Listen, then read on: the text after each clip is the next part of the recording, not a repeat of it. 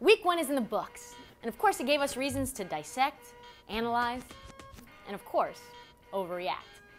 But there's one thing that stood out above the rest. We were talking about football. We weren't talking about the helmet rule, we weren't talking about anthems, and we weren't talking about President Trump.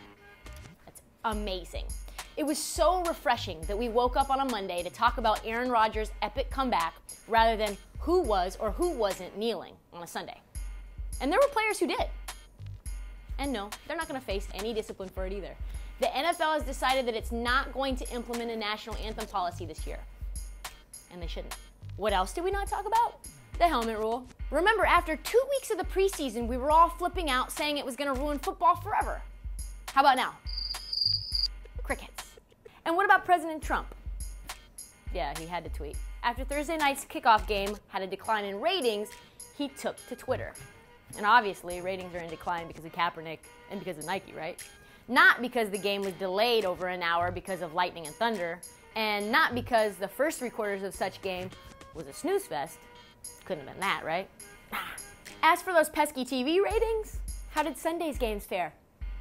Oh look, pretty good. Didn't even know it was possible for ratings to go up. Thought the NFL was failing. And this doesn't even include streamers and Red Zone channel watchers like myself. And although Sunday Night Football ratings were down 9%, which was shaping up to be a blowout until 11 p.m. Eastern, it was still the #1 show by far in primetime. Sunday Night Football averaged close to, check this, 20 million views. 15 million more than Miss America. And to put it into a broader perspective, it was higher than any game in this year's NBA Finals and the Golden Globes. Mind you, this is a regular season football game. So while we want to bury the NFL and say it's in crisis mode, I'm not buying it. And I know that there are serious concerns about head injuries, looming labor disputes, and no clear solution for handling the protest during the anthem. But I also know this, football can be pretty awesome. And week 1 kind of was. The Browns didn't lose for the first time in 2 years. The Bucks gave us magic.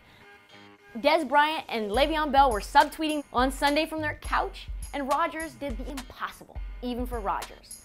And after 1 week, we still have no idea who's going to be in the Super Bowl. And that's why the NFL is the undisputed king of sports and of television, regardless of the counter narratives. Stick with Sports Pulse, your heartbeat to what's trending in sports.